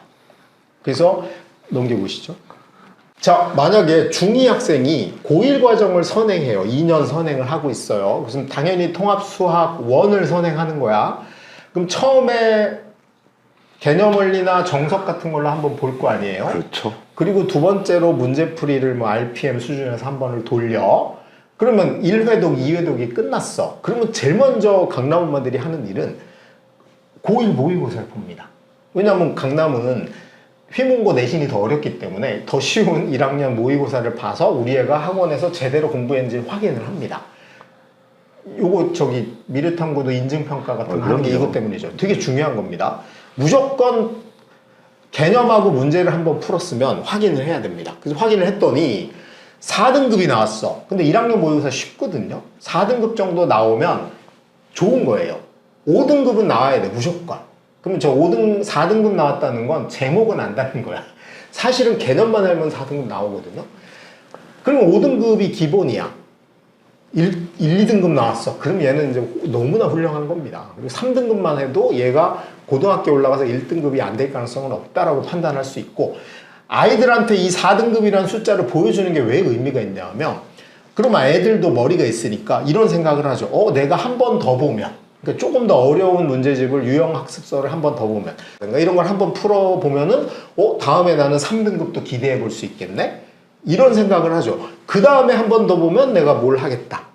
이런 어떤 아이들 스스로가 약간 자기의 수학학습의 경로를 설계하게끔 해주는 게 이 인증평가의 원리라는 거예요. 근데 이제 학원들은 대부분 저 시험을 안 봅니다. 시험을 안 보는 이유는 뭐냐 하면, 첫 번째로는 부모들이 너무 큰 기대를 하는 거예요. 예를 들면 꼴랑 RPM까지 한번 해놓고 우리 애가 1등급이 안 나왔네요? 학원, 이런 엄마들은 오반 거죠. 근데 이걸 안 보는 데는 셀프 테스트를 해야 됩니다. 본인 스스로 인터넷 뒤져서 기출문제 다운받아서 보고 4등급이 나왔냐 안 나왔냐를 체크를 해볼 필요가 있다. 그래서 학습의 습관, 이걸 이제 영어로 하면 루틴이라고 하죠. 프로야구 선수들 중에 괜히 배트박스에 들어서 가지고 장갑을 꼈다 벗었다 헬멧을 돌렸다 이런 친구들 있죠. 그게 루틴이에요. 그걸 하면 왠지 잘 되는 겁니다. 이유가 없어. 간단해. 그런 루틴을 만드는 게 중요하다. 그래서 저는 중학교 때 완성해야 될 루틴은 딱 하나다. 배운 건 반드시 먼저 복습하고 숙제까지 한다. 그리고 그 다음에 배운다. 이걸 해야 됩니다. 학습 이걸 해야 돼. 배우고 숙제하고 또 배워야 돼. 근데 이걸 몰아서 하면 안 돼요. 월수금의 수학인데 아까 제가 화목에 영어를 끼는 게 그런 거라고 그랬죠. 뭐냐면 학 한 다음에 주말에 습을 해. 그러면 월요일에 학한 거는 이미 머릿속에서 날아갈 확률이 높다는 거예요. 그래서 중학교 때 완성해야 될 루틴은 딱 하나다. 어디서든 뭔가를 배웠으면 반드시 복습하고 숙제까지 끝내고 그 다음에 새로 배운다. 이것만 몸에 배게 하면 된다. 수학학원은 반드시 수업 전에 복습하고 과제, 이걸 수학에서 완성해야 돼. 국어는 보통 학원 다녀도 우리가 주 1회 다니니까 주 1회 배운 걸 일주일에 나눠서 복습하면 되잖아요. 그래서 국어는 별 문제가 없고요. 영어는 복습을 너무 과하게 한다고 저는 봅니다. 단어가 무슨 복습이야. 영어 단어는 자투리 시간에 외워야 됩니다. 뭐 화장실 가서 버스 타고 다닐 때 이럴 때 외워야지. 공부 제일 잘 되는 시간에 영어 단어 외우는 애 치고 대학 잘 가는 애는 본 적이 없어요. 나는 7시부터 9시가 공부가 제일 잘 돼. 이때 영어 단어를 외워야지. 왜? 그때 수학을 패야 됩니다. 고등학교 때 그렇게 하셨죠? 아니요. 고등학교는 아니었죠. 그 다음에 중학교 공부의 핵심은 수학이다. 수학이 되고 이과 가는 거고 수학이 안 되면 문과 가는 거예요. 이걸 중학교 때 정하지는 않습니다. 그리고 고1 때 만약에 내가 이과에서 문과로 이동하는 건 가능해요. 고2 때도 가능합니다. 하지만 문과에서 이과로 이동은 불가능해요. 아, 이거 되게 중요한 말씀. 그래서 우리는 무조건 이 세상엔 이과밖에 없다고 생각하고 살아야 돼. 일단 중학교 때는. 중학교 때까지는 왜? 모든 나라와 모든 정부와 모든 뉴스가 다 이과 얘기만 합니다. 4차 산업혁명. 요즘 처음으로 문과 얘기가 나왔어. 한강. 그렇죠. 그전에는 문과 얘기가 나온 적이 없어요. 의대. 그 다음에 컴퓨터, 통합학과, 융합학과 전부 다 이과예요. 그러니까 애초에 저는 중학생들은 이 세상에는 이 문과가 없다고 생각하시는 게 맞다. 그리고 그렇게 하다가 나중에 이과, 문과 고르는 건 가능하지만 나는 애초부터 문과라고 생각을 하는 순간 퇴로는 없다. 그래서 생각을 하셨으면 좋겠고요.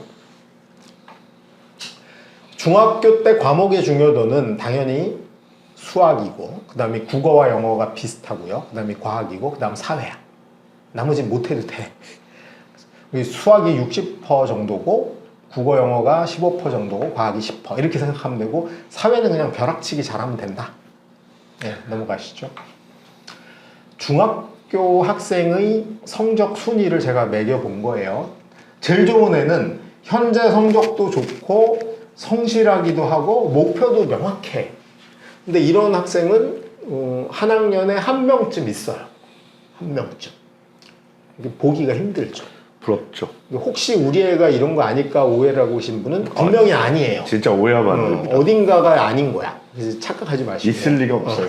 두 번째가 현재 성적은 약간 부족하나 성실하고 목표가 뚜렷하네. 얘는 반드시 좋은 대학을 갑니다.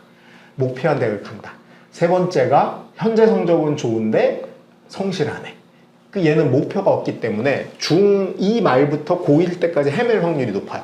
갑자기 뜬금없이 영재고를 간다고 나선다거나 갑자기 뜬금없이 나는 가만히 놔두면 되는데 뭔가 힘들어요. 기가야 이거는 큰일 그렇죠. 납니다. 괜히 이제 친구 따라 학원 갔는데 영재고를 안 하면 바보라고 잘못 알면 이제 이상한 걸 하다가 망할 확률이 높죠. 그러니까 저런 아이들은 차라리 그냥 혼자 두는 게 맞는 것 같아요. 고시원 같은 데 보내놔가지고 혼자 공부해라. 그러면 좋은 데 갈 수 있다.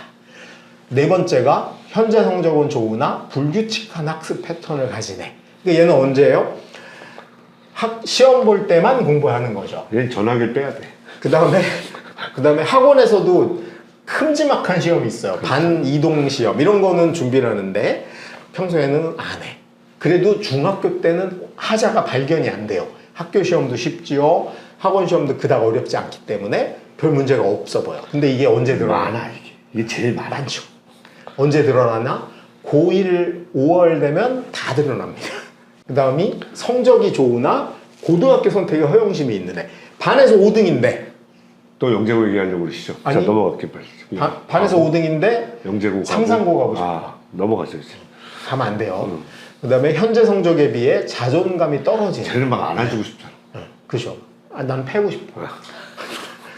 왜냐면 반에서 1등인데 둘 중에 하나예요. 반에서 1등인데 나는 그냥 동네 일반고 가도 1등급 못 받을 것 같아요. 이런 근데 이게 알고 하면은 귀엽잖아요. 그렇죠. 근데 진짜 자기가 바본 줄 알아. 속이 터지죠. 객관적 성적 파악 능력은 굉장히 중요한 겁니다. 그 다음에 목표의식도 없고 학습량도 없고 당연히 성적도 안 좋은 애가 있어요. 이게 한 반은 되겠는데? 그렇죠. 반 정도 되죠. 왜냐하면 중학생은 저게 정상이에요. 사춘기에다가 뭐 우린 이런 걸 이제 착하다. 가장 인생이 아름다운 때인데 막 얘네 착하다, 밝다, 뭐 맑다 이렇게 표현해서 쟤네들 이제 우리 아이가 저러고 있다. 그러면 기다려야 됩니다. 아직 그분이 안 가셨다. 아직 그분이 안 가셨으니 조금 정신 차릴 때까지 기다려야 된다. 이렇게 생각하시면 될 것 같아요. 자, 그 다음에 강남 엄마 다 따라해도 되는데 절대 따라하면 안 되는 게 있습니다. 오버 스펙이라고 제가 써놨는데 과도한 학습을 강요하는 겁니다. 여기서 과도는 여기서 이제 진상이 나오죠. 완전 그 아동 학대에 해당되는 네. 거예요. 의대가 목표인데 경시대회 상도 받아라. 어쩌라고. 그러니까 손흥민한테 오타니 정도도 해라. 이런 거야. 축구도 잘하고 야구도 잘하고. 손흥민 농구도 아버지가 잘하고. 야 너는 축구 연습 그만하고 일로 와서 이제 야구 홈런도 쳐봐. 이런 거랑 비슷한 겁니다. 하면 안 돼요. 대학 가는데 필요한 것만 해야 됩니다. 더군다나 의대면. 그것만 하기에도 아동 학대인데. 그 다음에 의대가 목표인데 영재고 준비도 해봐라. 너나 하세요. 라고 제가 얘기를 해주고 싶고요. 그 다음에 일반고 갈 건데 통합수학 과잉심화를 해. 그것도 동네 일반고 갈 거야. 근데 우리 우리 동네 인근에 있는 고등학교는 심화 문제가 나온 적이 없어. 아까 말씀하신 거죠. 네. 서울사대부고 뭐 60%가 A인 시험인데 6%가 A인 흰고등학교 내신을 그렇죠. 준비하고 뭐 이런 걸 말씀하시는 그러니까 거예요. 강남으로 와가지고 고1 내신 심화를 하고 있어. 제정신이 아닌 거죠. 그 다음 네 번째가 수능 범위도 아닌데 물화생지를 과도하게 선행하는 거. 저건 이제 학원이 나쁜 거죠. 근데 어쨌든 나쁜 정보를 애한테 거름 없이 전해주는 건 엄마 책임입니다. 이과인데 외고 갈 수준으로 영어를 해. 그렇죠. 그래서 이과인데 수학은 제일 윗반, 영어학원은 어학원에서 원장반. 미친 거 아니야? 그 다음에 수학의 고1 내신 심화가 필요한 아이들은 누구냐 하면 고1 내신 과목은 통합수학 1, 2잖아요. 옛날식으로 하면 수학 상하죠. 그렇죠. 수능 범위는 아닙니다. 그러면 여기가 필요한 아이들은 누구냐 하면 특목 자사고, 그 다음에 학군 지역이죠. 내신이 수능보다 너무나 어렵게 나오는 학교들 정도고 나머지는 그 정도는 아니야. 그래서 반드시 기출 문제 가지고 인고기 가지고 확인하셔야 된다. 그 다음에 블랙라벨류의 심화학습을 해야 되는 이유는 자사고나 강남권 고교 내신 때문이고 이것도 언제 해야지 맞냐 하면 시험 보기 직전에 하셔야 됩니다. 까먹어. 미리 해놔봤자. 그래서 비강남권 일반고를 가려는 학생은 내신 심화 문제가 많지 않으니까 빨리 수능 범위 선행하는 게 훨씬 유리하다. 정말 그 서울에서 내신 제일 쉬운 학교가 저는 서울사대부고라고 생각하거든요. 그러니까 서울사대 나오신 분들이 다 학교 선생님들인데 고등학교 때 이렇게 공부 열심히 안 해도 된다. 이러면서 문제가 정말 쉬워요. 실수를 하면 틀리는데 걔네들한테 블랙라벨은 진짜 하면 안 되는 거죠. 자, 이제 고교 선택입니다. 중학교 내신을 기준으로 왜 우리가 지금까지 누누이 얘기했지만 대학은 공식 시험 성적으로 가는 겁니다. 반에서 1등이면은 3% 이내고요. 의대 아니면 영재고 가장 추천합니다. 의대 가고 싶은 일반고 가는 거고 특목고 서울대 가고 싶으면 영재 가는 걸 강추하고요. 그다음에 일단 합격 가능성을 진단해 봐야 된다. 그래서 합격 가능성이 영재고 60% 이상이면 영재고 가는 게 맞고요. 50% 미만이면 뭐 외대부고 가거나 뭐 양서고 같이 비평준 학교 가거나 또는 수학 선행을 확실히 하면 되고 일반고를 동시에 준비하면 된다. 과고는 저는 비추를 하는 편이고요. 그 다음이 일반고 진학 후에 5, 1등급을 노리면 되고 최저만 맞추면 되죠. 너무나 편하게 입시를 끝낼 수 있는 아이입니다. 이 친구들은 뭐 솔직히 두 개로만 나누면 돼요. 의대 갈 거냐 아니냐만 가지고 두 개로 나누면 된다. 다음 반에서 2, 3등입니다. 애매하죠. 2, 3등이면 5에서 10% 정도 되는데 저는 개인적으로 지역에 인고기 가는 걸 강추합니다. 인고기가 아니지 인고 가는 걸 강추하는데 왜냐하면 내가 우리 동네 일반고 가면 1등급일 확률이 거의 90% 이상이에요. 근데 이 친구가 만약에 욕심을 내가지고 상상고를 가보겠다, 외대부고를 가보겠다 이렇게 되면 2등급이 다수 등장할 확률이 높습니다. 근데 더군다나 2등급이 11%부터 시작하는 입시에서는 오히려 손해볼 가능성이 굉장히 높기 때문에 저는 굳이 그런 모험을 뭐하러? 근데 이제 저런 걸 원하는 애들이 아까 제가 얘기했죠. 허영심에 들떠 있는 애. 이제 만약에 상상고를 꼭 가고 싶어요. 교복이 이뻐서. 그럼 교복을 빨리 사주세요. 그래가지고 잠옷으로 상상고 교복을 입어보고 교복 때문에 가겠다는 허영심을 버릴 수 있게 기회를 줘야 된다. 안 그러면 이거 되게 리스크가 크다. 내가 확실히 1등급 받을 수 있는 고등학교 중에서는 센 데 가는 게 좋다. 근데 그걸 알 방법이 없어. 저걸 알 방법은 유일한 건 뭐냐면 내가 갈 만한 인근 지역 고등학교에 기출문제를 다 풀어보는 겁니다. 그랬더니 A 고등학교 기출문제는 거의 다 맞는데 B 고등학교 기출은 다 못 맞겠어. 그럼 A를 가야 돼요. 이거 확실하게 내가 1등급, 그러니까 정말 이제 바뀌는 입시에서는 내신 1등급의 가치는 너무나 커진 거예요. 그게 대학을 잘 간다가 아니고 2가 나오는 순간 수시는 텄다. 이거기 때문에 무조건 이걸 생각하셔야 돼요. 특히 반에서 2, 3등은 딱 걸쳐 있는 아이들이기 때문에. 다음. 자, 이 왼수들이죠. 반에서 4, 5등. 이 친구들의 특징은 일단 성격이 굉장히 좋고요. 친구가 무지 많아요. 친구가 무지 많고, 뭐, 아빠보다 더 바빠. 일주일에 뭐 친구 생일 파티 참석이 2번 정도 있고, 또 교양 수준이 아주 높아요. 그래서 이 친구는 어쨌든 1등급이 가능한 고등학교를 찾아야 되는데 외곽이나 비인기 고등학교를 가는 것도 좀 나쁘지 않다 생각합니다. 일단 1등급이 너무 중요해. 그리고 그냥 외곽으로 안 도망가고도 1등급이 되려면 지금부터 이제 친구를 끊자. 고등학교 친구들 나중에 사회에 나가서 만나는 경우 많지 않아요. 빨리 끊고 공부 시간을 좀 더 늘려서 내가 굳이 외곽으로 안 나가고도 우리 동네에서 확실히 1등급을 받는 그 증거는 중3이라도 반에서 2등, 3등은 한번 해보고 가야 된다. 그리고 수능 최저 관리도 병행하면 더 좋다. 이게 이제 이 친구들한테 해주고 싶은 이야기고. 다음. 반에서 10등 내외. 이 친구들은 어느 고등학교 갈까를 네가 왜 고민하는데? 너는 그냥 고등학교 어디 가냐는 중요하지 않아요. 일단 자기 삶을 되돌아보고 공부 양을 늘려야 됩니다. 요것만 하면 되고 목표의식은 그 다음에 갔는데 여기 목표의식이 서울대 이러면 안 돼요. 여기 목표의식은 학원 숙제는 꼭 하자 이런 겁니다. 그리고 엄마가 독해줘야 된다. 그리고 반에서 10등 엄마들은 진짜 착해요. 테레사 소녀님일 확률이 높아요. 그래가지고 애가 뭐 안 해도 승질 안 내고 뭐 이러죠. 그래서 자기는 오래 살 확률이 높아요. 근데 저는 엄마가 스트레스 많이 받고 피부가 안 좋아져야 된다. 스트레스 받아서. 그래야지 아이가 성적이 올라간다. 자, 이제 뭐 우리가 사전에 받았던 Q&A를 하면서 이제 마무리를 해보도록 하시죠. 첫 번째가 고교 학점제에 따라 대학 입시에서 달라지는 변화가 있을까요? 먼저. 일단 고교 학점제는 뭐 유명무실하다라고 보고, 대학 입시에서 달라지는 변화는 그 5등급제가 제일 크겠죠, 사실은.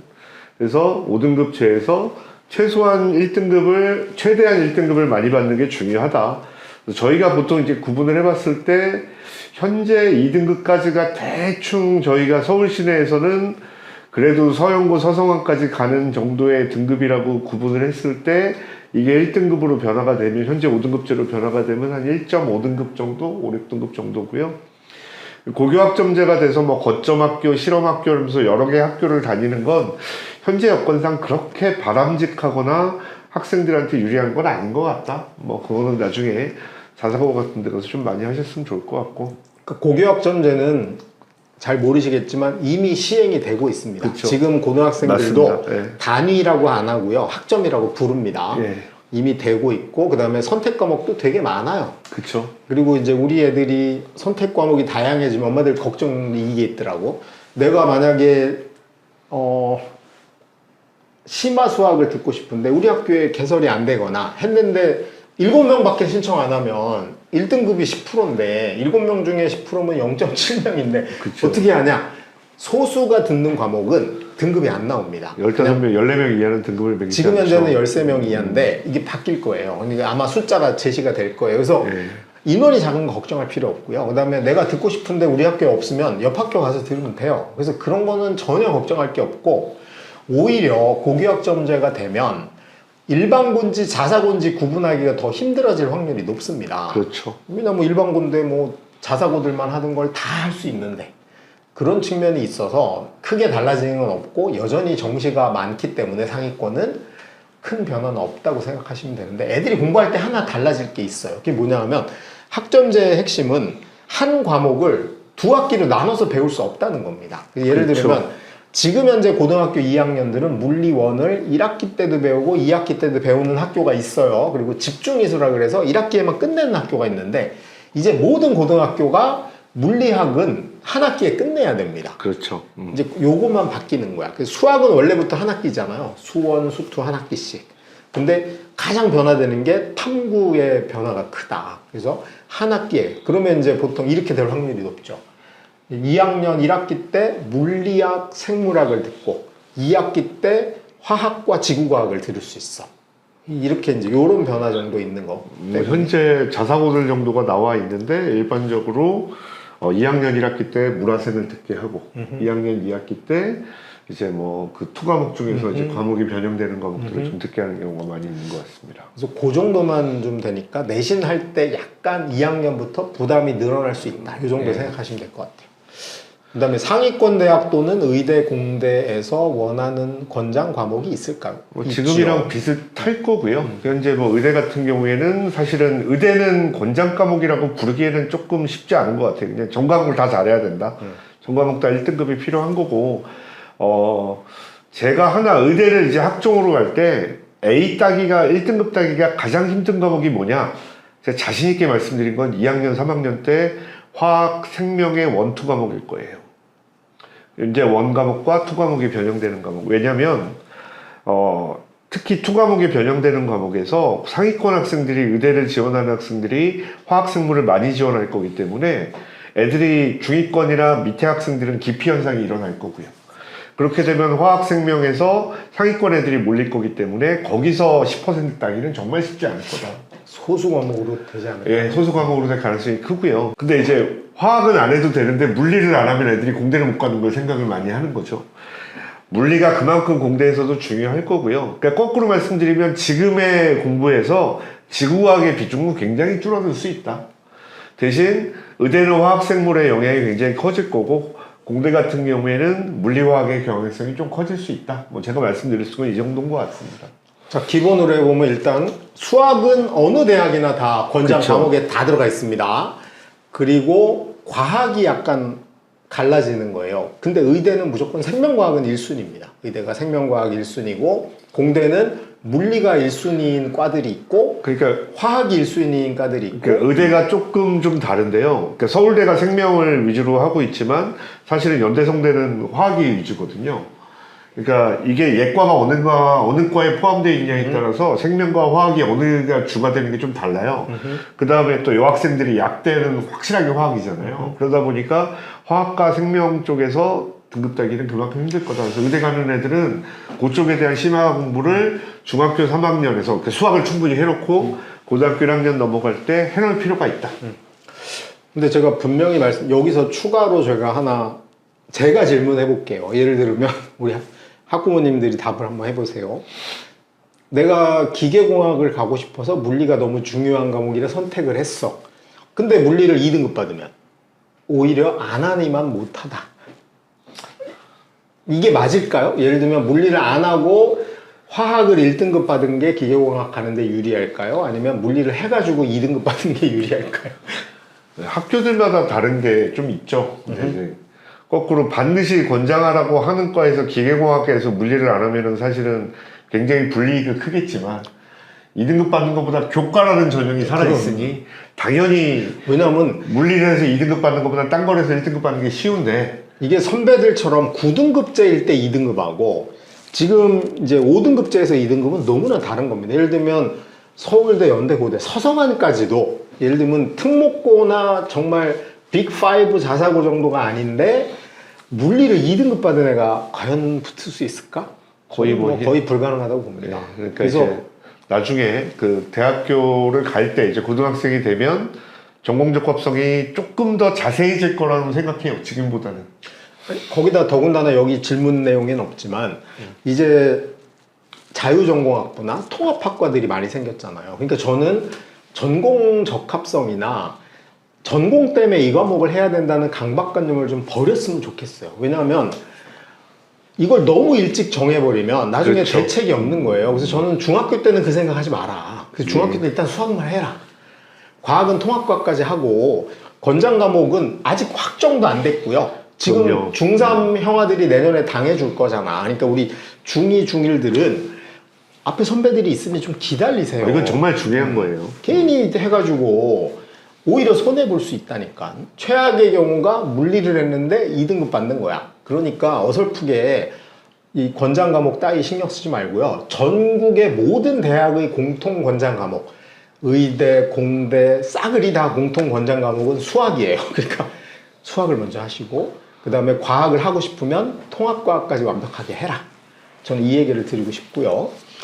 두 번째 파트로 넘어가면 대입 개편안 발표 후 중등과학이 중요하다고 들었는데 어떤 걸 준비하면 될까요? 자, 뭐 일단 스마트홀 중학의 미래탐구 강의가 전 과목이 다 있습니다. 뭐 계통으로도 되어 있고, 그 다음에 과목으로도 중학교 1학년, 2학년, 3학년으로 나눠져 있고, 이제는 조금 더 상위권 수업이 조금 더 필요하다고 생각해서 하이탑 강의까지 다 들어가 있으니까, 일단은 스마트홀 중학 안에서 미래탐구 강의를 무엇을 들어도 아마 대치동 강의가 실제로 들어있는 강의라고 생각하시면 될 것 같고요. 왜냐면 지방의 과학 선생님들이 많지 않아요. 이유는 지방의 공대 나오신 분이나 이과대 나오신 분들이 과학 선생을 하기보다는 수학학원의 수학 선생으로 되어 있는 경우가 훨씬 많습니다. 그래서 그런 것들 때문에 일단은 스마트홀에서 미래탐구 강의를 좀 들어주셨으면 좋겠고요. 중등과학이 중요해진 이유는 그냥 하나입니다. 고등학교 통합과학은 사실은 학교 가서 학교들마다 통합과학이 워낙 많이 달라요. 그래서 통합과학 내신을 준비한다는 건 중3 때 고등학교 1학년한테 자기 학교 정해지기까지는 통합과학을 여러 번 준비한다는 건 사실은 쉬운 과목이 아닙니다. 선행 과목이 아니거든요. 근데 중등과학을 굉장히 잘해놓고 나면 어떤 통합과학을 듣더라도 사실은 흔들리지 않죠. 흔들리지 않는 편안함이 과학이잖아요. 흔들리지 않는 편안함을 위해서도 중학교 과학을 반드시 해놓을 필요는 있다. 그리고 중등과학에서 100점을 받아봐야 고등학교 때 1등급, 그 다음에 통합과학 수능에서 마찬가지로 1등급 만점을 받을 수 있을 거다라고 자신있게 말씀드릴 수 있습니다. 제가 한 가지만 추가로 말씀드리면 중학교 과학 중요하긴 하지만 중학교 과학을 학문처럼 하거나 아니면 초딩처럼 실험과학이라고 착각하시면 안 됩니다. 중학교부터 과학은 그냥 암기 과목이에요. 주기율표 외워야 되고요.